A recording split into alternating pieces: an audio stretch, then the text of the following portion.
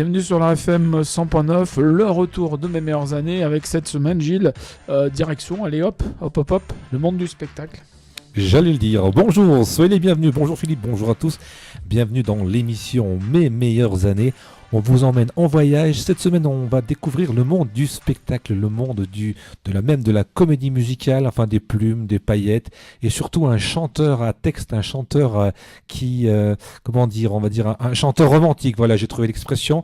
Il est natif de Roanne, Frédéric Arnaud. Bonjour. Bonjour Gilles, bonjour. Et j'ai même oublié de dire que c'est un plaisir de retrouver les auditeurs chaque samedi entre 12h et 13h et le jeudi pour la rediffusion. Alors vous nous venez de Roanne, Frédéric. Oui.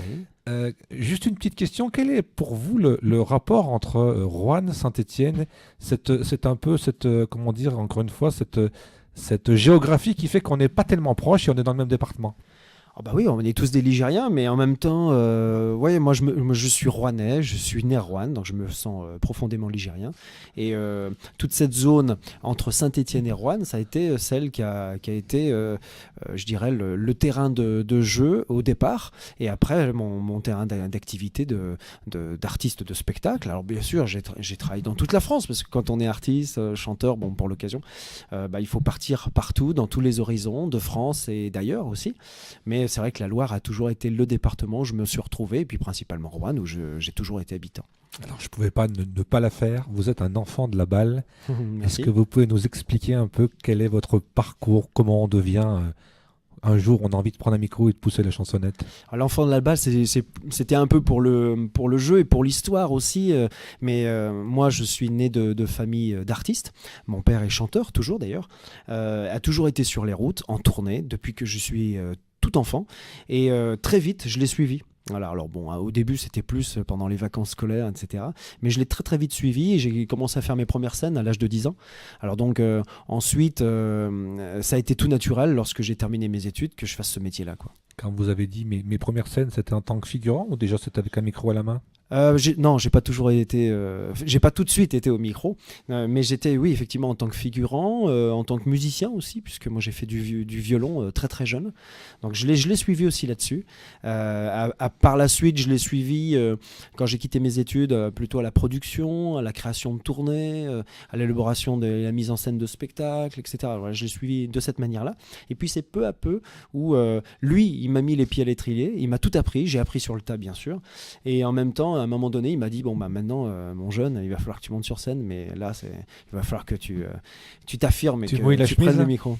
Bah oui, c'est-à-dire qu'en fait moi j'ai pas été comme les jeunes d'aujourd'hui qu'on voit à la télévision et qui ont 10 ans, 15 ans ou 17 ans et qui sont hyper à l'aise sur scène et qui connaissent déjà leur instrument et les techniques de chant. C'est vraiment incroyable de voir ça à la télévision. Moi j'ai pas du tout été ça, non, au contraire j'ai pris beaucoup de retard. J'ai appris beaucoup sur le tas en regardant mon père, en regardant les musiciens, en regardant les chanteurs sur scène, en voyant comment se fabrique un spectacle, se met en scène un spectacle, et en étant à la production de tournées. Donc ça, je l'ai appris avec les années. Et la scène, c'est venu un petit peu plus tard, en fait. C'était pas une envie dès le départ. Vous aviez à l'école, je présume, vous étiez parti sur d'autres chemins, d'autres études. Oui, c'est ça. Moi, j'ai fait des études de commerce, mais en réalité, ce qui me plaisait dans le spectacle, c'était toute la partie production, moi, en fait. Création, production de tournée, ça me plaisait vraiment beaucoup, quoi. Gérer des équipes et les envoyer sur la route, trouver des dates, diffuser des spectacles. Ça, c'était vraiment mon truc. Le côté commercial. Ouais, le côté commercial, production. Ceux qui sont en fait derrière les artistes, mais qui sont derrière le rideau et qui voient d'autres artistes et voilà, qui vendent tout ça. Ça, c'était vraiment mon truc, j'adorais ça et j'aime toujours d'ailleurs, hein. Et mais ça n'est pas venu tout de suite. Au départ, quand j'étais enfant, quand j'avais 9, 10 ou 15 ans, c'était pas du tout l'objectif de me dire tiens, un jour j'aurai le micro, je ferai comme papa, quoi. Et justement, alors, au départ, vous étiez là pour vendre les spectacles de votre père? Oui, bien sûr, ouais, j'ai commencé comme ça. Ouais. Et là, ça se passe comment? Alors, on a un fichier, on va à la rencontre des mairies, des CE. Comment ça se passe un peu dans le concret? Oula, bah alors là, ouais, dans le concret, moi, quand j'ai commencé, mon père avait déjà une carrière dans le disque, en tant qu'auteur-compositeur, donc il avait fait pas mal de disques, de 33 tours, de 45 tours à l'époque. Voilà. Il commençait dans le CD, ouais. Et moi, je lui dis, écoute, une équipe, il faut être nombreux. Il faut être du monde autour d'un artiste. Et l'artiste tout seul avec ses chansons, c'est compliqué, quoi. Donc il faut des gens de la production, il faut des gens de la maintenance, maintenance, etc.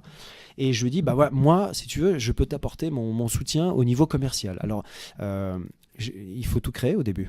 Parce que quand on commence dans le métier, bah voilà, on prend les pages jaunes et on appelle les mairies, on appelle les comités des fêtes, on appelle les clubs, les associations, les clubs d'animation, les centres de vacances, voilà, pour essayer de vendre des spectacles, quoi. Et en même temps, on crée des albums et on va voir les maisons disques pour essayer de le diffuser. Et justement, comment on se vend? Alors, c'est un packaging, j'allais vous dire. On vend des chansons, on vend un concept, on vend des danseuses, on vend du rêve. On vend du rêve de toute façon, ça c'est sûr. Le but c'est de faire rêver de toute manière, mais en même temps, oui, après il faut aussi vendre un complet, un pack. Donc un spectacle, c'est des musiciens ou pas, c'est des danseuses ou pas, c'est un chanteur, des chanteuses, c'est des décors, c'est de la technique, sonorisation, éclairage, et en même temps, il faut proposer quelque chose de très complet. Il y a des frais de déplacement, il y a des hôtels, il y a des restaurants pour les artistes, et puis il y a toutes des frais de production, de répétition, de costumes, d'élaboration de décors. Donc tout ça, ça englobe un prix et à nous de le défendre et on vend du rêve. Maintenant ça coûte un certain prix, voilà. Ouais. On a reçu beaucoup d'artistes à ce micro dans cette émission et on se rend compte que finalement avec le temps, ou alors peut-être à cause des réseaux ou grâce aux réseaux, je ne sais pas comment l'exprimer, mais beaucoup ont du mal à se vendre parce que finalement maintenant on a un restaurant, on invite un artiste et en gros on lui paye un café, quoi, pour le dédommager. Donc est-ce que vous aussi c'est de plus en plus difficile de trouver des dates, ou même pas de trouver des dates, d'avoir des dates qui sont rentables, j'allais dire entre guillemets? Alors oui, l'histoire de la rentabilité, elle est plus complexe aujourd'hui qu'elle n'a eu été il y a 10 ou 15 ans, c'est clair.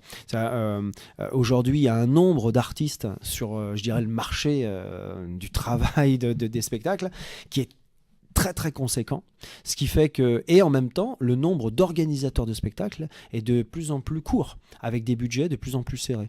Donc ce qui fait que finalement, le gros gâteau des animations de spectacles en centre culturel, en théâtre, en comité des fêtes, en comité d'animation, en municipalité aussi, eh bien il est amoindri, alors qu'il y a de plus en plus d'artistes. Alors forcément, c'est un petit peu compliqué. Ouais. Ça doit être aussi un petit peu compliqué d'aller vendre un artiste qui, entre guillemets, n'est pas très connu, ouais, alors que quelqu'un va vous dire, moi je vous propose de faire le sosie de Johnny ou le sosie de Claude François, quoi.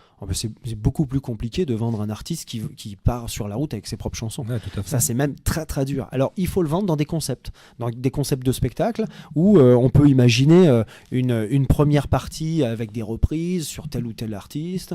On peut l'imaginer accompagné de danseuses ou de musiciens. Et en même temps, à un moment donné, de se dire, dans le spectacle que je vous propose, il y aura peut-être un petit quart d'heure, 20 minutes ou une demi-heure, mais avec des chansons où vous allez voir, le public, il va être réceptif et il va découvrir l'artiste. Et justement, on a parlé de chanter, mais et de chansons. Comment vous êtes venu à écrire justement les premiers textes, les premières chansons? Là aussi, ça se fait automatiquement, ou alors c'est on se met devant une page blanche et on se creuse la tête? Non, mais pour moi, ça s'est pas fait tout de suite d'abord. Parce que c'est vrai qu'il s'est passé une dizaine d'années où j'étais plutôt dans l'ombre. Voilà, ça c'était mes 10 premières années où j'étais au téléphone à vendre des dates et à vendre des artistes en quelque sorte qui étaient ceux de ma production. Au bout de 10 ans, là je suis monté sur scène. Mais je suis monté sur scène comme étant un artiste de music hall. Donc un artiste de music hall, c'est à la fois quelqu'un qui est un fantaisiste, qui est un chanteur, qui peut chanter dans toutes les combinaisons, plusieurs tessitures, etc. Qui peut à la fois être un latino lover parce qu'on fait du Brésil, etc. Et qui peut être des fois un Frank Sinatra parce qu'on fait New York, etc. Un vrai showman en même temps. Oui, voilà, par exemple, ouais, Singing in the Rain, évidemment, qui est à Paris en ce moment, au Grand Palais. Mais voilà, j'ai appris ce métier comme ça pendant une dizaine d'années, et c'est après, donc du coup, on additionne 10 et 10, 20 ans, après 20 ans de spectacle, que j'ai commencé avec des textes que j'avais mis en tiroir. Ça faisait déjà quelques temps que j'écrivais. Je me suis dit, tel ou tel texte, on va pouvoir le mettre en musique, et puis ça me plairait de chanter mes propres textes, quoi. Et pourquoi toujours un peu des chansons d'amour? Ça c'est la sensibilité. C'est ma sensibilité qui vous caractérise. Oui, complètement. Ouais. Oui, pour moi c'est plus compliqué d'écrire des choses marrantes que des choses sur les sentiments qui sont parfois un peu mélancoliques, parfois un peu tristes. Voilà, on est parfois dans une dérive un peu de sentiments. Mais ouais, on se rend compte en recevant encore une fois de nombreuses personnes ici qui composent des chansons, qui chantent des chansons, que c'est souvent plus facile d'écrire quand on est dans un, allez, entre guillemets encore une fois, mais dans un mal-être, dans une sorte de mélancolie. Est-ce que vous aussi vous écrivez quand il y a un petit coup de déprime, quand elle est partie, elle va revenir Elle est pas loin. Bah alors, ouais, je dirais complètement. Complètement, c'est beaucoup plus simple pour moi. Mais j'écris sur du vécu, c'est-à-dire qu'effectivement, il se passe quelque chose. Ça me tient une nuit, et pendant une nuit, j'écris. Et ensuite, bah, j'en prends un peu le meilleur pour que ça fasse un texte. Puis je corrige jusqu'à ce que je me dise, tiens, là, ça commence à être chouette. Et puis en même temps, il y a les mélodies qui arrivent. Je peux me faire aider aussi de mon pianiste. Et voilà, et on arrive à une chanson. Et justement, musicalement, c'est quoi les influences? Alors, j'espère avoir... Moi j'écoute plein de choses, vraiment. Mais c'est vrai que je suis vraiment dans une tradition de la chanson française, qu'elle soit d'époque ou qu'elle soit d'aujourd'hui. Alors aujourd'hui, on va penser à des gens comme Patrick Bruel, on va penser à des gens comme ça, quoi. Gérald de Palmas, qui me plaisent beaucoup aussi. C'est pas un peu daté déjà ça pour un terme aujourd'hui? Bah parce que ce sont des artistes contemporains, Ouais, et puis on les entend aussi bien à la radio, hein, les Florent Pagny, etc. C'est quand même 13 années 80 ça. Ah ben ouais, mais alors les années 80, c'est la grande période, Ouais, j'adore, évidemment. Pour les gens de nos âges, c'est la grande époque, les années 80. Bien sûr, évidemment. Est-ce qu'il y a des gens que vous avez écoutés petits, puis que vous avez rencontrés en vrai, et là c'est une vraie, une vraie surprise, un vrai rêve qui se vit? Alors moi j'ai été toujours très très fan de Jean-Jacques Goldman. D'accord. Je le suis toujours d'ailleurs, mais bon, voilà, il n'y a pas de nouveauté, mais et je l'ai jamais rencontré. Pour le coup, je l'ai jamais rencontré. Mais après, les artistes que j'aimais, je suis allé voir en spectacle, voilà, en concert, quand j'étais petit ou adolescent, etc. Parce que vous avez fait des premières parties aussi. Oui, j'ai fait des premières parties. Donc il y a forcément des rencontres. Oui, il y a eu des rencontres qui ont été vraiment extra. C'est ce qu'on veut savoir un peu. Est-ce qu'il y a des petites anecdotes? Anecdotes pas spécialement, mais effectivement des gens qui sont dans le métier du musical et de la chanson d'ailleurs. Hein. Je pense à Annie Cordy, Rick Hazara, Jean Huclet, Émile et Images, François de Guelt, etc.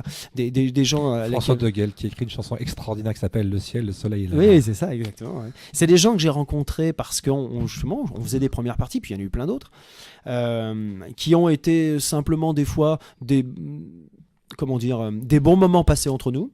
On mange ensemble parce qu'on a le concert ce soir, tout le monde mange ensemble, on partage un moment, etc. Voilà. Et puis d'autres où ça s'est passé sur plusieurs représentations, et donc il s'installe quand même un petit quelque chose. Et puis nous, on est toujours le jeune par rapport à ces artistes-là. On rentre un petit peu dans la famille. Ouais, après, le problème c'est qu'on se perd vite de vue. C'est les gens qui ont plein de trucs à faire, etc. Et on n'a pas forcément leur téléphone portable derrière.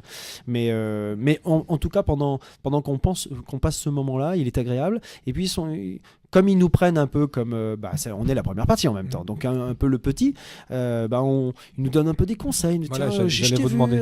Moi, par exemple, je me souviens bien de la 2e ou 3e fois que je travaillais avec Annie Cordy et qui me dit ton micro, tu le tiens mal. Ouais. On voit pas ton joli sourire. Montre-la ta belle gueule. Voilà, par exemple.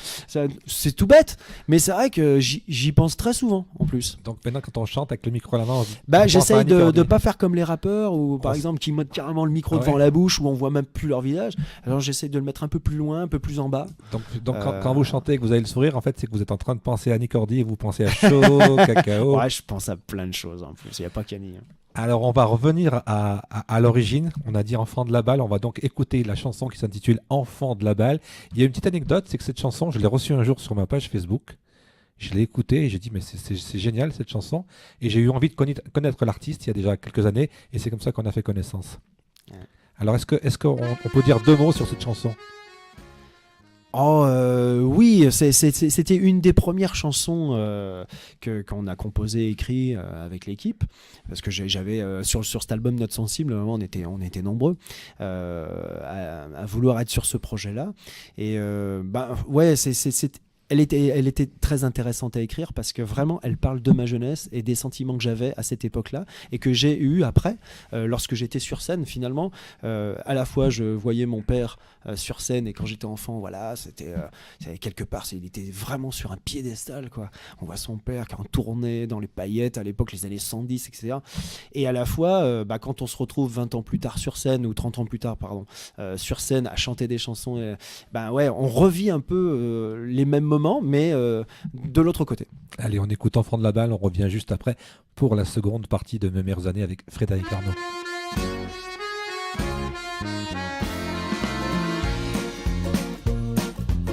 J'ai grandi dans les panoplies, les étincelles et les décors, jusqu'à brûler mes yeux d'envie et attirer ma vie au sort. Enfant solitaire, j'ai rêvé la gloire de ce père adulé qui applaudit par des milliers, était au rendez-vous manqué. Enfant de la balle, on est toujours enfant de la balle. Pour qui? Pour vous? Pour qui? Pour nous. Et toute ma vie dans un dédale, je serai toujours enfant de la balle.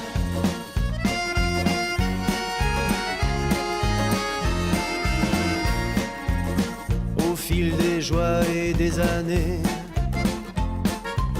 c'est à vous tous que j'ai donné ma vie, mes amours, sans regret. À vous qui m'avez tant aimé, enfant de la balle, on est toujours enfant de la balle. Pour qui? Pour vous? Pour qui?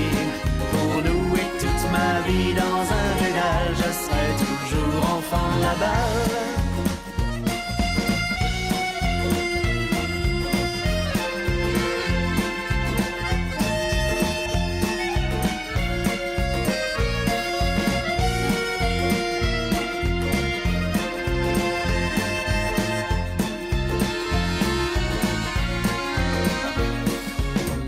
Il est loin le temps où petit j'étais dans l'envers du décor. Oui, mais dans mon cœur aujourd'hui, vous êtes gravés à l'infini, à tout jamais, en lettres d'or. Enfant de la balle, on est toujours enfant de la balle. Pour qui?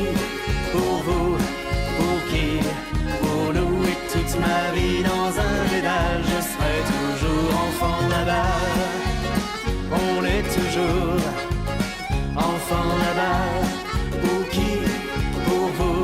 Pour qui? Pour nous. Et toute ma vie dans un pédale, je serai toujours enfant de la balle. Et toute ma vie dans un pédale, je serai toujours enfant de la balle. Et toute ma vie dans un pédale, je serai toujours enfant de la balle.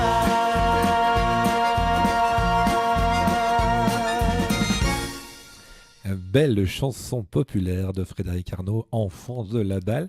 Dans cette première partie de Mes meilleures années, nous avons parlé du passé, un peu de la naissance de cette envie de chanter, de monter sur scène. On va passer à la deuxième partie de cette émission qui est plutôt consacrée à aujourd'hui. Alors aujourd'hui, vous avez fait un fabuleux bond en avant, j'allais vous dire, c'est que vous êtes devenu propriétaire d'un grand cabaret qui est à Renaison. Oui, c'est vrai. Bah, c'est-à-dire que après tant d'années sur la route, derrière ou devant... C'est une chanson, ça aussi, sur la route. Ah, sur la route, oui, bien sûr. Après tant d'années sur la route, derrière et devant le rideau, ça faisait déjà un petit moment où on se posait la question avec ceux qui sont avec moi. On se disait, bon, voilà, ça fait... on est quoi? On est à 2500 représentations, on a tourné, on a vécu que dans les hôtels, etc. Enfin, on a bien se poser un petit peu. Et puis c'est vrai que être propriétaire de son propre music hall, c'est un truc qui est vraiment bien, quoi. Donc du coup, on a cherché des établissements à reprendre pour pouvoir en faire un cabaret. Comme on est rouennais, on cherchait dans la région de Roanne. Et puis un jour, on est tourné sur les croquis d'un architecte qui montrait un établissement qui allait se construire. Mais ils attendaient l'acheteur, enfin le preneur d'un bâtiment de 1100 mètres carrés. Ils ne savaient pas exactement, mais tant qu'il n'y avait pas de preneur sur ce bâtiment-là, sur le dessin, hein, sur le croquis, eh ben, le projet n'aboutissait pas. Et quand on a vu ce projet, de l'extérieur, le dessin de l'architecte, etc., on s'est dit, waouh, ça c'est chouette, c'est vraiment très très chouette, quoi. Et là, on se projette, on voit déjà les. Ah ouais, les ouais. spectacles. Ah mais oui, on voit les spectacles, on voit comment on va le monter, comment on va faire l'accueil, les machins, etc. Et on s'est dit, mais là, ça va, quoi. Alors évidemment, c'est un petit peu en banlieue de Roanne, enfin on va dire, c'est vraiment sur le pourtour rouennais. Mais c'est bien placé, c'est sur la commune de Renaison, c'est un très très joli village qui bouge beaucoup. Et on a dit, allez, banco, on y va. Et donc... on a commencé à faire construire, et ça s'est construit assez rapidement. Et le 3 octobre 2015, sonnait la première séance de l'Élégance Cabaret. Est-ce que ça a été facile de convaincre les banques? Non, bien sûr que non. Bien sûr que non, nous on est des artistes. Ouais, D'abord, donc comment on vend ce projet aux banques? du coup, on n'était plus artistes, on devenait des chefs d'entreprise Ouais. véritablement. C'était plus question de dire qu'on est des artistes. Et puis, c'était un projet qui quand même mobilisait des capitaux. C'est important. Donc, il fallait évidemment qu'on soit supporté par une banque. Donc, on a été en voir beaucoup. Alors heureusement, on est fidèle à une banque qui nous a dit allez, on part avec vous sur votre projet. Banco, j'allais dire. Banco, ouais. Banco. On part sur le projet. Alors bon, bah, c'est sûr qu'évidemment, c'est un crédit qui est important sur beaucoup d'années, mais en même temps, voilà, il est viable et ceux qui nous ont suivis sont contents. Et là, c'était une envie, c'était un rêve. On avait envie de monter son propre lieu de spectacle, ou alors c'est un peu en entendant les gens, il y avait une demande dans la région où on se disait finalement, il manque un endroit où on pourrait faire ça. C'est les deux. C'est-à-dire que dans un premier temps, nous, vraiment, on avait envie quand même de s'installer. Et puis surtout, quand on est dans son propre établissement et qu'on crée notre établissement, notre music hall, on peut se lâcher, en quelque sorte, entre guillemets. C'est-à-dire, on peut commencer à se dire, là, on va faire du spectacle, mais comme si on était dans un zénith, quoi. On va faire une scène qui fait plus de 200 mètres carrés, on va mettre 18 artistes sur scène, on va mettre 7 tonnes de décors, on va faire un truc énorme en matière de spectacle, ce qu'on faisait pas quand on était en itinérance, à part quand on travaillait dans des grandes salles comme le Zénith de Saint-Étienne, etc. Là, on faisait des gros shows, mais enfin c'était quand même assez rare. La plupart du temps, c'était des tournées en été en extérieur sur des podiums, l'hiver dans des centres culturels, mais des fois des salles polyvalentes, des fois des salles des fêtes, des petites salles, des grandes salles. Bon, voilà, c'était jamais la même chose. Et surtout, c'est toujours lié à un budget. Le budget de la vente d'un spectacle. Donc, des fois, c'était 4 filles, un chanteur, une chanteuse. Voilà. Des fois, c'était un peu mieux avec des musiciens. Mais bon, c'était jamais la même chose. Est-ce que c'était, entre guillemets encore une fois, mais est-ce que c'était pas du low cost? C'était du spectacle low cost parce que suivant un peu les moyens, il y avait 2 danseuses, il y en avait 3, il y avait un micro, il y en avait 2. Ouais. Alors moi, j'appellerais pas ça low cost. On s'adaptait à un budget. Ouais. Je veux dire, l'organisateur, en toutefois, il avait 1000, 2000 ou 3 ou 4000 euros. On faisait un spectacle pour le prix, quoi. Alors c'est sûr que celui qui avait un peu plus de budget, il avait un peu plus d'artistes ou un peu plus de technique, des ponts de lumière, des machins, etc. Mais celui qui avait pas beaucoup de budget, il avait un plus petit spectacle. Ça veut pas dire qu'il était mauvais, c'est juste. J'ai pas dit qu'il était mauvais. Oui, non, mais low cost, c'est pas la même chose. Oui, c'est vrai. Non, mais voilà, mais pour lui, ça veut dire que c'était un spectacle en fonction de son budget. Là, c'est sûr que dans son propre musical, et comme en plus on faisait construire, du coup, on s'est donné les moyens d'avoir une scène immense où on puisse faire un spectacle qui en jette, quoi. Quand on parle de moyens immenses, finalement, il y a aussi un côté financier. Comment on fait pour rentabiliser tout ça? On fait des menus qui attirent, des spectacles qui attirent. Comment ça se passe? Est-ce qu'on met tout l'argent sur ce qui est visible? Comment ça se passe exactement? Tout est important. Ouais. C'est-à-dire que quand même dans l'esprit des gens, quand ils vont dans un music hall, ils vont pour voir un spectacle. Mais il ne faut pas minimiser aussi la qualité dans l'assiette, quoi. Donc ils viennent pour un déjeuner spectacle ou un dîner spectacle, et il faut que de l'accueil quand ils sortent de leur voiture sur le parking jusqu'à la fin quand ils vont repartir, avec entre-temps l'accueil au cabaret, le vestiaire, le sourire des serveuses, des serveurs, le spectacle présenté, l'animation à l'entracte, les remerciements en groupe, les anniversaires, etc. Et le spectacle évidemment, et en même temps l'apéritif, l'entrée, le plat, le fromage, le dessert, le vin qui est servi à table, faire quelque chose de tout compris. C'est un tout. Donc tout ça c'est important. Mais nous, à monter un musical tel l'Élégance Cabaret à Renaison, l'objectif, c'était pas de faire un établissement comme il en existait déjà, et comme il en existe beaucoup en France, c'était quand même d'avoir une belle capacité de salle, Pourquoi ? Parce qu'il faut avoir une grosse capacité de salle pour avoir un gros spectacle. C'est-à-dire si on a une salle de 150 ou 200 personnes, ça va pas pouvoir rentabiliser un spectacle de 18 ou 20 artistes sur scène. Ça, c'est pas possible. Donc il faut un minimum de capacité de salle pour accueillir un gros show. Voilà. Alors après, commercialement, il faut y aller, quoi. En capacité, on a combien ? Là, en fait, on avait une salle à la base de 450 couverts. C'est ce qui est marqué d'ailleurs sur Internet. Sur les prospectus, 450 couverts. Alors, elle a été légèrement amoindrie parce que l'offre n'est pas que du repas spectacle, c'est aussi du dansant. Et au début, on avait une toute petite piste de danse. On a fait légèrement plus grande. Alors, ça a pris un peu des places. Aujourd'hui, on a 410 couverts. Très bien. Là aussi, on est toujours dans le côté commercial, parce que finalement, c'est un métier de spectacle, mais aussi où il y a beaucoup de commercial. Là aussi, je vous ai vu démarcher, on va dans toute la France. Comment on fait ? Comment on va voir les gens qui achètent des spectacles en leur disant « le mien est peut-être mieux que celui-là » ou comment ça se passe là aussi ? Ah bah oui, alors quand on démarche, évidemment, on doit vendre son bébé. Et puis là, pour le coup, c'est vraiment notre bébé, quoi.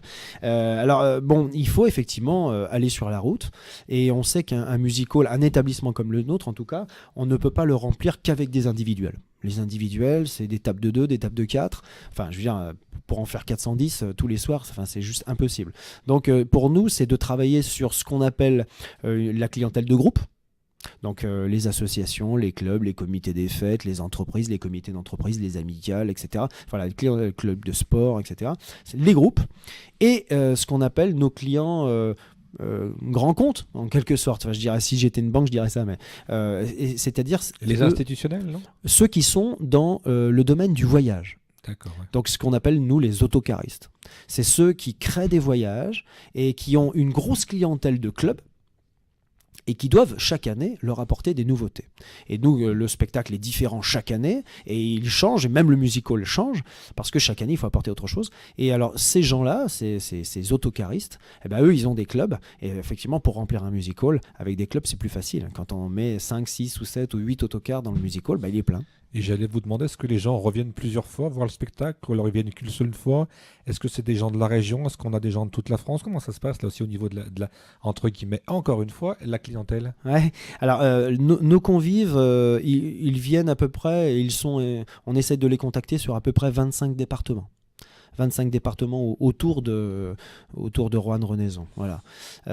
Donc ça, c'est notre zone de chalandise, j'allais dire. Parce qu'au-delà, ça commence à faire quand même beaucoup de routes.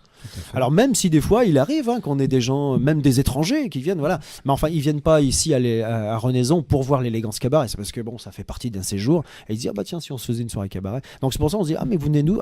Marseille ? D'accord, Bordeaux. Donc voilà. Mais ça reste quand même assez rare. C'est vrai. La clientèle, elle est plutôt, sur 20-25 départements. Où c'est des gens qui viennent à la journée, ou alors que c'est des gens qui viennent découvrir en séjour le Rouennais ou le Stéphanois ou le Clermontois ou le Lyonnais, et puis dans le cadre de leur séjour faire une soirée cabaret. Vous avez aussi une chance, c'est que vous êtes placé à un endroit assez stratégique quand même. Vous êtes au carrefour, j'allais dire, de plusieurs départements. Oui, on est au carrefour de plusieurs départements, et à la fois on peut s'inscrire dans des séjours. Voilà, par exemple, ce matin j'avais un autocariste de Belgique, et je leur dis, c'est vrai que si vous avez des groupes à emmener de Belgique pour découvrir le Lyonnais, l'élégance cabaret peut s'inscrire dans une soirée. Mais si vous préférez découvrir Vulcania, le soir vous pouvez passer un moment à l'élégance cabaret aussi. Donc c'est-à-dire qu'on est pas très loin on est à mi-chemin finalement, Saint-Étienne, Clermont, Lyon, Vichy, Mâcon, voilà. On est vraiment à mi-chemin de ces villes-là, et ils peuvent venir en déjeuner ou en dîner spectacle. Les spectacles, c'est quand ? Alors c'est en fin de semaine généralement ? Oui, nous sommes ouverts jeudi, vendredi, samedi, dimanche. Les jeudis, c'est en déjeuner spectacle, comme les dimanches, et les vendredis et samedis, c'est en dîner spectacle. Et un spectacle qui mobilise beaucoup d'énergie, beaucoup de travail, on le prépare combien de temps avant, et au bout de combien de temps, j'ai envie de vous dire, il est prêt ? Alors nous, on commence à travailler sur le spectacle généralement, toute l'année on y travaille en réalité. C'est-à-dire que dès qu'on commence un nouveau spectacle, on commence déjà à réfléchir à celui qu'on fera l'année d'après.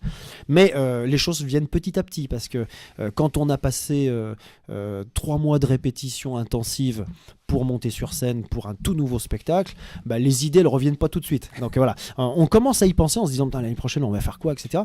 Et puis petit à petit, voilà, on commence à noter des choses et puis on va voir beaucoup. Moi j'étais à Paris il n'y a pas très longtemps, je suis allé au Moulin Rouge, j'en ai pris plein les yeux, mais je suis allé voir Singing in the Rain justement aussi, je suis allé voir Grease, je vais bientôt voir Dirty Dancing, voilà, je vais voir ce qui se fait, pas qu'en termes de musical d'ailleurs, en termes de spectacle de variété, je vais voir des pièces de théâtre, je vais voir un tas de choses, Holiday on Ice, donc c'est tout à fait autre chose. Voilà, je vais voir toutes ces choses-là, pas pour leur dire tiens ça c'était, mais des fois ça peut quand même déclencher une idée, c'est-à-dire tiens, chez nous comment on pourrait faire telle ou telle chose, un élément de décor qui peut nous amener sur une idée qui voilà, et puis après c'est un tour de table avec mon équipe et où on amène une idée qui découle sur l'autre, etc. Et après février, mars, avril, mai, juin, c'est 5 mois où on va vraiment être dans l'écriture. Et quand on regarde la première feuille et la dernière feuille du mois de juin, il n'y a plus rien de pareil parce que ça a changé, ça tourne. Et puis évidemment, ça rentre, ça sort. Pourquoi on ouvre un rideau, on ferme un rideau, et on fait du mapping, pas du mapping, y a-t-il du feu, etc. De l'aérien. Bon, tout ça, il y a des changements de costume, donc il faut tenir compte de tellement de paramètres. Et puis ensuite, l'été nous sert à répéter pour qu'en septembre, on ait un show tout neuf. La durée de vie d'un spectacle, c'est de septembre à juin. Oui. C'est pas un peu frustrant quand on arrive bien à le maîtriser d'arrêter de passer à autre chose? Si, un peu. Est-ce qu'on peut pas c'est un peu est-ce que dans l'esprit on se dit pas finalement ce spectacle on le reprendra dans 2-3 ans? Comment ça, là aussi on n'a pas des... Ou alors est-ce que finalement avec le temps on fait un nouveau spectacle mais on a quand même gardé un peu les chaînons du précédent?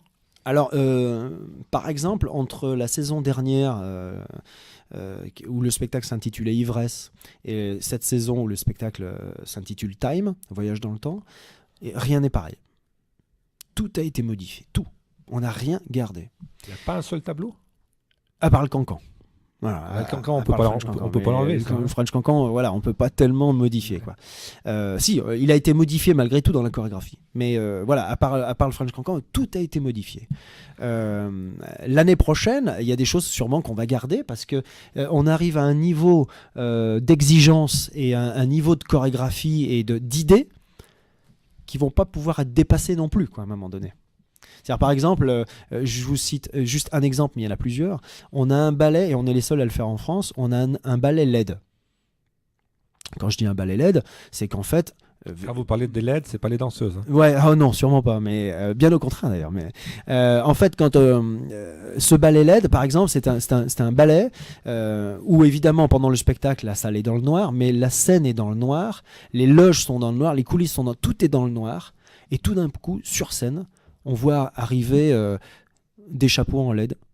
Et puis après, tiens, les cravates s'allument. Et puis, les chapeaux s'allument plus, on n'a plus que les gants. Et puis tout le costume, et ça change de couleur. Et tout d'un coup, on voit voler quelqu'un. Enfin voilà, c'est un super ballet, hyper technologie. C'est les nouvelles technologies d'aujourd'hui, très futuriste en plus. Et ce ballet, comment on peut faire mieux? Donc ça, c'est quelque chose qu'on va garder, forcément. Parce qu'on n'a pas de technologie qui nous permette de faire un ballet aussi puissant que celui-là. On a parlé beaucoup de visuel, mais j'ai envie de vous demander aussi, la bande-son, ça doit prendre aussi des journées et des journées et des journées de mise au point. Oui, parce qu'on travaille beaucoup sur des montages audio, évidemment. Et puis, on travaille aussi sur de la créa. Donc ça nous oblige à passer en studio, à faire des chœurs s'il en a besoin, même si tout est chanté en direct sur scène, mais il y a besoin de chœurs, etc. Donc toute la partie juillet-août et début septembre, on la passe aussi à la réalisation sonore. Et donc vous avez des journées qui font quoi, 25-26 heures? On a des longues journées de travail. Ouais. Et en même temps, vous avez le temps, beaucoup de vacances. Ouais. Vous avez le temps de vous occuper de votre carrière personnelle puisque vous venez de ressortir, je ne sais pas si on peut dire comme ça, ressortir ou sortir une toute nouvelle chanson. Comment est venue l'idée de ressortir un titre? C'était une envie? C'était une demande de votre public féminine? Ouais, c'est un petit peu ça. Non, puis c'est par envie, évidemment. Les groupies, c'est ça. Ouais. Non, mais c'était par envie, bien sûr. C'est-à-dire qu'en fait, on travaille... d'arrache-pied sur ce musical et parce que c'est hyper prenant mais c'est hyper passionnant et puis il y a tellement de choses à faire, donc on y travaille comme des fous, mais en même temps on peut s'autoriser à faire des choses aussi à côté. Ouais, à côté. Personnel, voilà, exactement. Donc c'est quoi là, on écrit une chanson c'est My Idol, le titre? Ouais, c'est le dernier titre. Il y a un peu d'anglais, un peu de français. Pourquoi on mélange les deux langues? C'est quoi l'histoire un peu de cette chanson? Si vous êtes encore tombé amoureux, comment ça se passe? Dites-moi. Je vous vois sourire. Ouais, oui, je suis un peu comme ça. J'écris beaucoup de chansons qui parlent des sentiments et de l'amour, quoi. Voilà. Alors oui, effectivement. Et puis ouais, j'ai encore beaucoup de choses à dire. Je sais pas, j'ai l'impression que c'est un sujet qui est inépuisable. Ouais. Donc j'avais envie d'écrire là-dessus. Le côté français-anglais, parce que au début la chanson elle était toute en français. Puis j'ai traduit le refrain parce que d'abord c'est bienvenu en ce moment. Je trouve que ça marche plus bien. Dynamique. Ouais, puis ça donne un petit côté un peu plus jeune. Et puis comme j'ai voulu donner un côté un peu plus rock aussi. Ouais, puis ça lance peut-être une future carrière internationale. Non, je sais pas, mais voilà, non, je voulais moderniser. Voilà. Ouais. Alors j'ai modernisé musicalement parce que du coup on a un côté un peu plus rock alors qu'avant c'était beaucoup plus quand même slow, voilà, balade. Là il y a un côté un peu plus rock et du coup avec quelques paroles anglaises, pas tout, mais avec quelques paroles en anglais, voilà, ça donne un petit côté un peu plus jeune. Donc là on s'adresse aux jeunes filles ou aux mamans? On s'adresse à tous ceux et celles et ceux, on va dire, qui aiment les chansons qui parlent de sentiments et là ça swing un peu quand même. Allez, on écoute My Doll et on revient juste après pour la dernière partie de Mes meilleures années avec Frédéric Arnaud. Merci.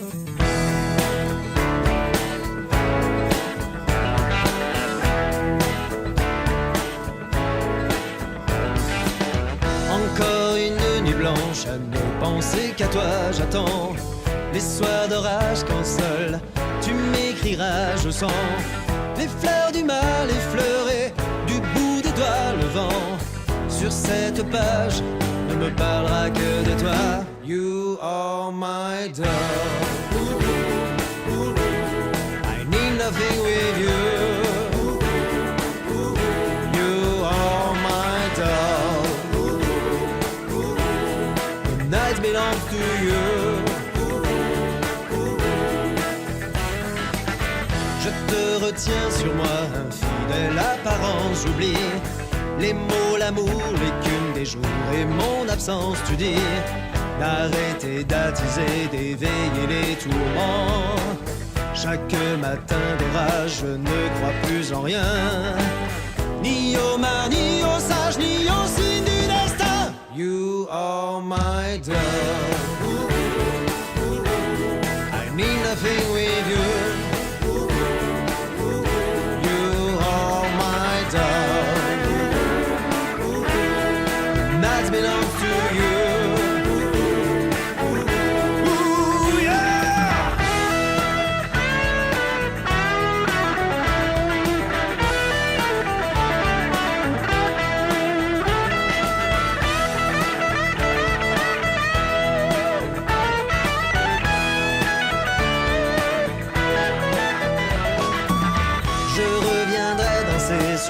Lotus en fleurs la nuit, je viendrai te chercher, on prendra le meilleur.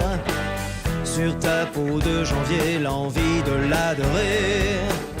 Tu connais le chemin, il suffit d'un regard pour revoir un matin renaître notre histoire. You are my doll, I need nothing with you.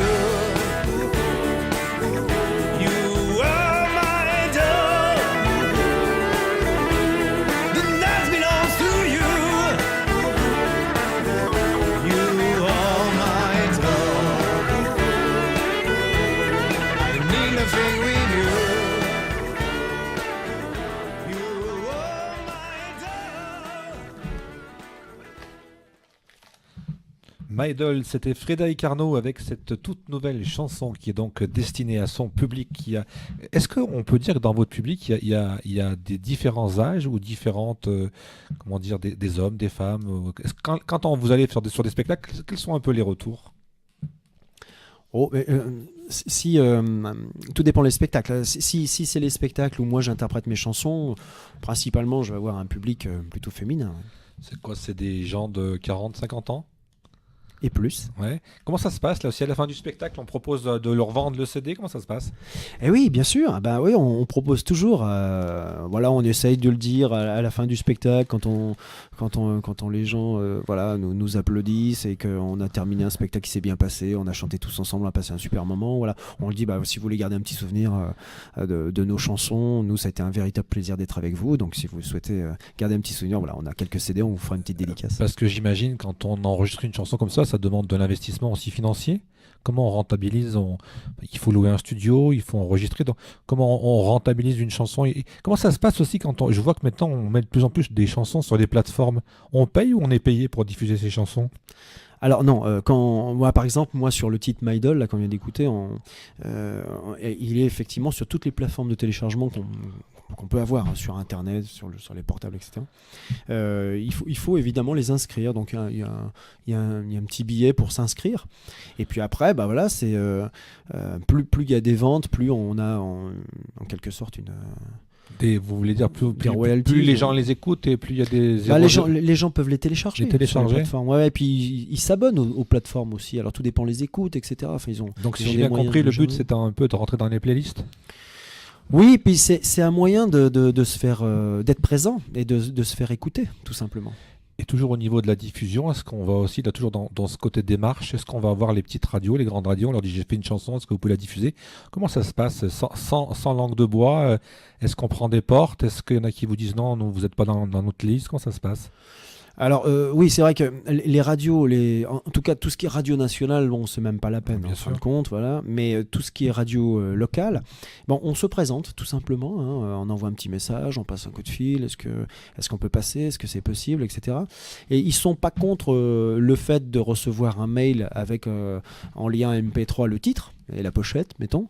Et après, soit on rentre dans leur esprit musical, parce que forcément, il y a la couleur, on dit. La couleur, voilà, leur couleur, parce qu'il y a des radios très hard, mettons, ou très, je sais pas moi, rap, etc. Alors chacun, voilà, nous répondent et après nous disent oui, effectivement, ça rentre dans notre truc. Il y a certaines radios qui font des petits concours entre artistes ou tout ça. Parce que vous, c'est vraiment le côté, oui, c'est le côté plaisir. Vous faites un titre. Vous donnez tout ce que vous avez à donner, mais vous n'avez pas des consignes d'une radio qui vous dit il faut qu'elle soit plus comme ça, plus autrement, pour qu'on puisse la diffuser. Non. Non, moi je fais ce qui me plaît. Et après, il y a de la diffusion, il y en a ou il n'y en a pas. Voilà. Mais je sais qu'il y en a toujours un peu sur un titre, parce que depuis tout ce temps, j'ai un peu de connaissances quand même. Mais voilà, j'ai pas un diffuseur et un producteur qui me permettent de me dire demain tu passes dans 400 radios en France, quoi. Vous êtes beaucoup occupé donc par le cabaret de l'élégance à Renaison. Est-ce que vous avez le temps justement d'aller un peu dans toute la France, encore une fois, chanter vos nouvelles chansons et vos anciennes chansons? Alors de moins en moins. Ouais. De moins en moins, parce que je suis aussi partie prenante sur la scène au cabaret l'élégance, et comme on est entre 2 pour les petites semaines et 4 séances par semaine, ça me laisse peu de temps pour aller trouver des galas ailleurs. Alors j'en trouve quelques-uns quand même dans l'année, mais voilà, maintenant ça se compte. Ça se compte. Une autre question qui est peut-être toute bête, mais quand vous avez quand même une grosse importance sur la scène. Quand on est malade, quand on est enroué, quand on n'est pas bien, comment ça se passe? Est-ce qu'il y a un joker? Est-ce qu'il y a un remplaçant? Non, pas pour moi. Ouais. Non, on a des remplaçants sur pratiquement toute l'équipe. Toute l'équipe des artistes, que ce soit les danseuses, les chanteurs et chanteuses, et tout le monde a des remplaçants en fait. Mais les acrobates et moi, par exemple, là on est quand même 4 où on n'a pas de remplaçant. Je sais pas, il vous arrive un accident de voiture, vous vous cassez une jambe, vous avez une extinction de voix, le cabaret est fermé? Non, on trouvera toujours la parade, mais ça n'est, en tout cas au niveau de l'accident, on va croiser les doigts, on touche du bois, il n'y a pas eu ce souci là. Si j'avais un problème, je me casse une cheville ou quoi que ce soit, ça ne m'empêchera pas de le faire. Ouais. Les problèmes de grippe ou de choses ou d'autres choses, ça m'est déjà arrivé d'être malade comme un chien, mais ça se voit pas. Parce qu'il faut pas que ça se voit. Ouais, alors bon, on se drogue un peu, mais c'est le pot de miel ou c'est l'infiltration? C'est le pot de miel, oui, forcément. Ça, et puis en plus j'adore ça, mais oui, c'est bon, on prend des médocs et puis il faut y aller, quoi. Ouais. Non, faut pas.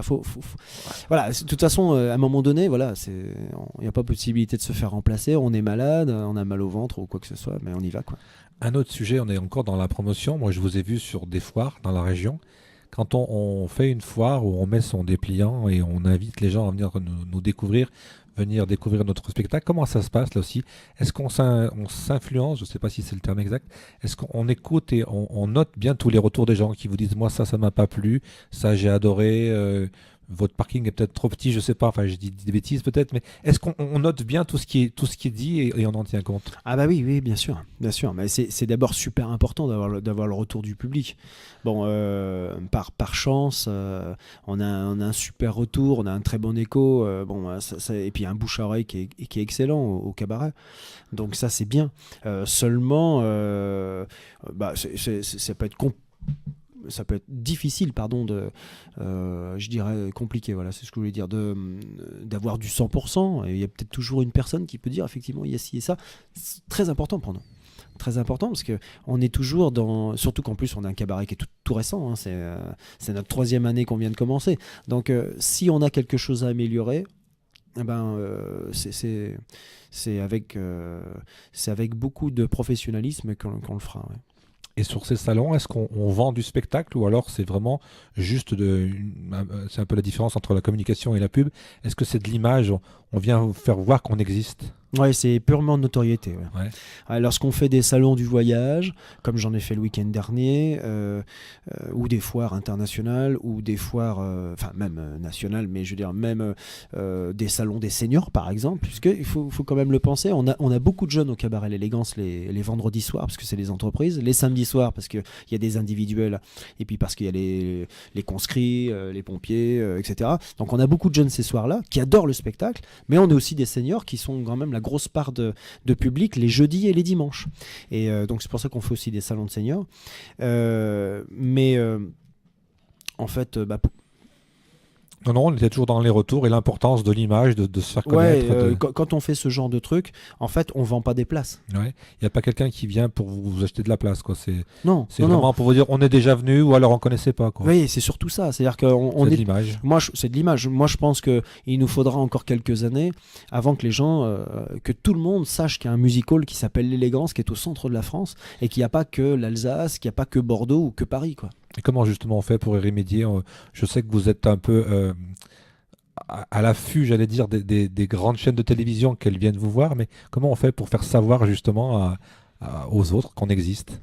C'est là où c'est compliqué. C'est-à-dire que si on reste dans une communication locale, on reste local. Donc maintenant, notre objectif à venir, c'est que notre publicité et notre communication, elle se fasse au niveau national. Mais là où c'est encore tout autre chose. Et là, on est obligé de créer un gros événement avec sûrement une vedette médiatique, non? On peut le faire. Je pense que il faut créer ce réseau qui sont ceux des médias télé à Paris, etc. Il faut inviter, je crois, beaucoup, et puis peut-être faire confiance, peut-être à un attaché de presse sur Paris, à une société de com. Je pense que c'est peut-être plus ça. Dans quelques jours, c'est un grand événement, surtout dans votre milieu du cabaret. C'est la Saint-Valentin. Est-ce qu'on a prévu des choses? Ah bah oui, bien sûr, naturellement. Saint-Valentin. Alors nous, on va pas être ouvert le 14.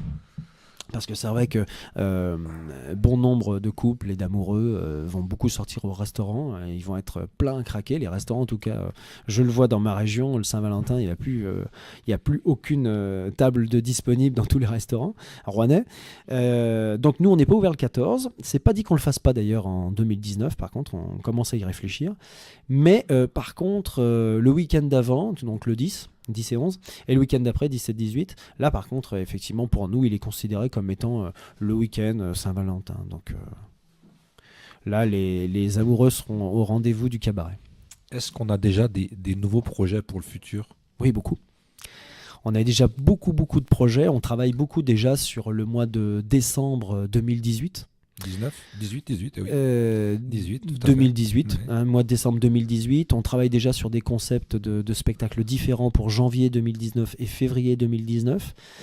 Des choses qu'on n'a pas encore fait au cabaret. Donc des nouvelles idées qu'on va mettre en place pour proposer de nouvelles choses aux futurs convives. Est-ce que vous avez des gens qui vous contactent en vous demandant de délocaliser votre spectacle, c'est-à-dire de venir reproduire le même spectacle? Je ne sais pas, on parlait tout à l'heure de Bordeaux, de l'Alsace, qui vous demandent ça ou pas encore? Alors ça nous est arrivé.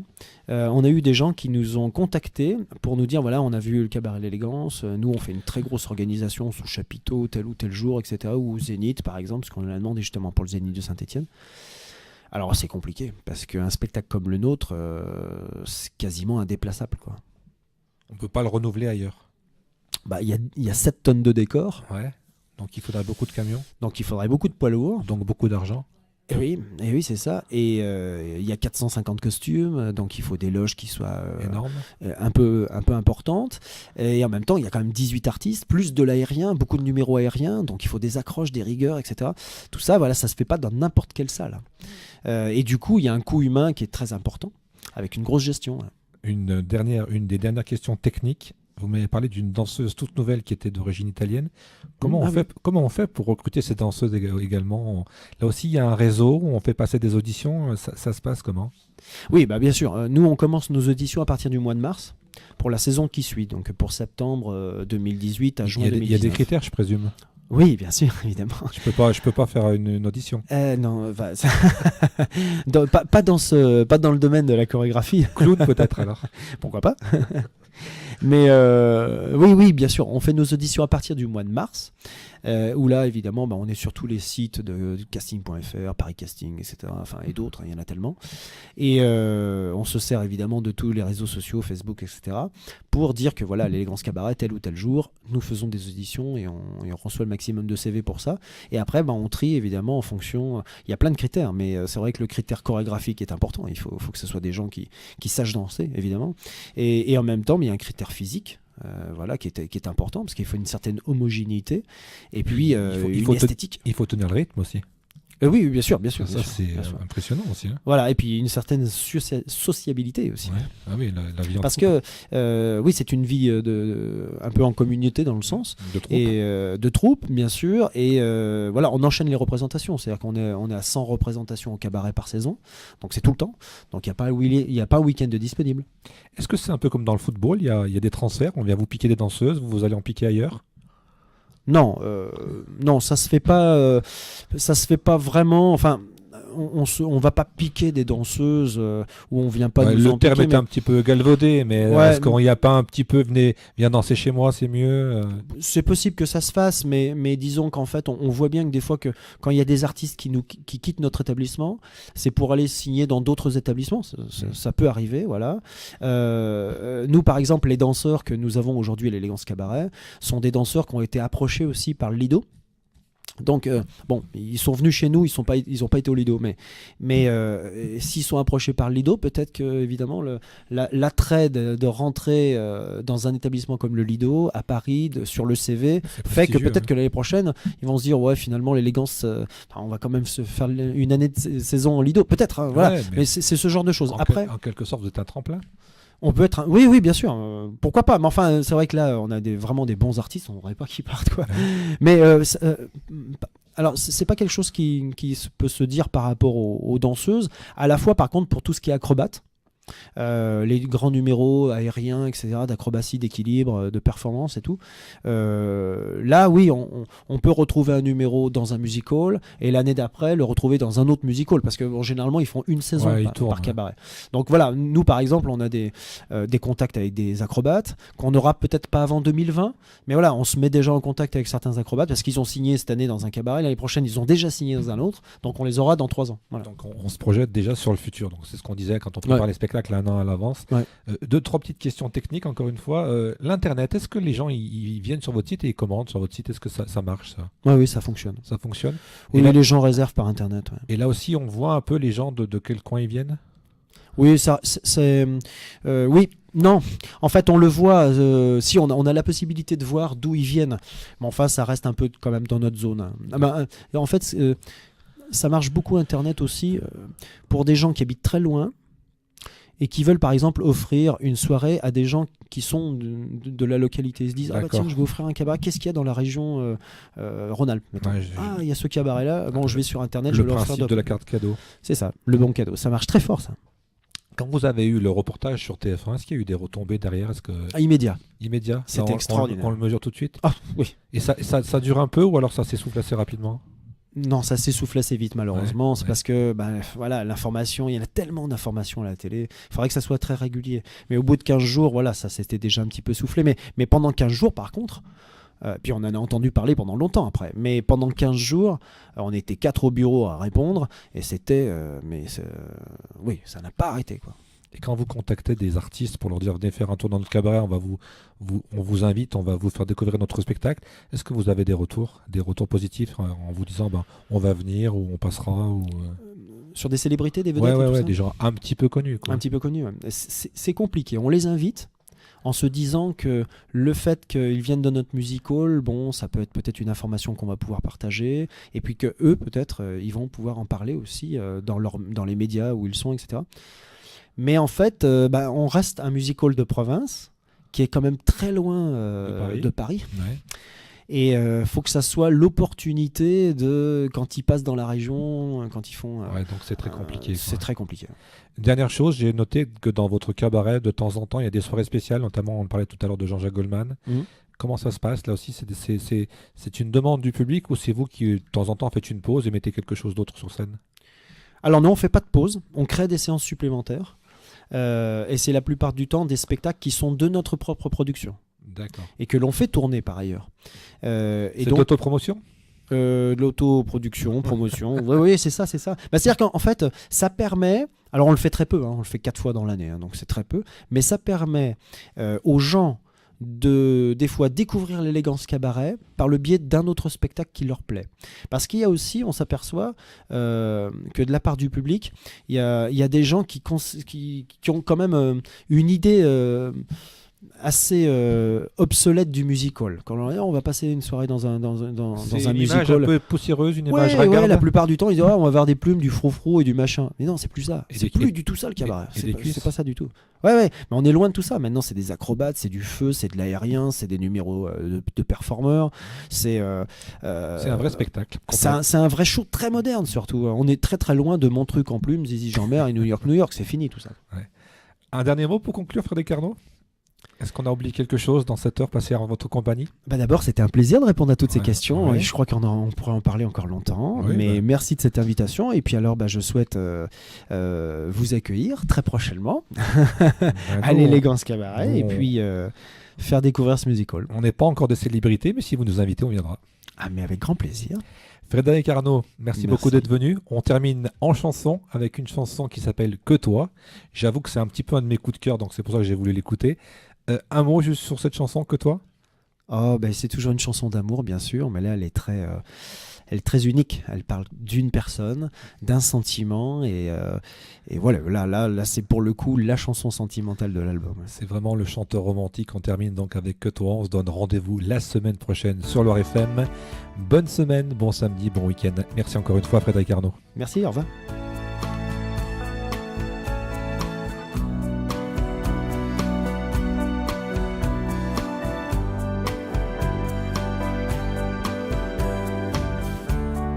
Tellement de poussière dans le temps. Dans ce monde à l'envers, contre marées et vents. Bonjour, rendez-vous avec les acteurs de la vie nigérienne, c'est toutes les semaines, le jeudi à 18h et le vendredi à 11h sur Loire FM. Et tellement sentiment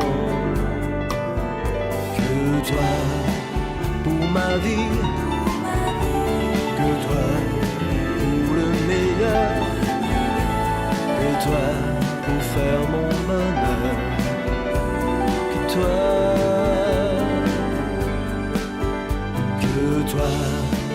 pour ma vie, que toi pour le meilleur, que toi pour faire mon bonheur, que toi, que toi.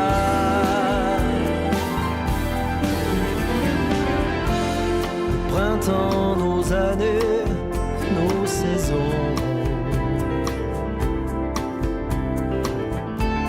nos espoirs lointains, nos horizons. Il n'y a que toi, ma foi, ma religion.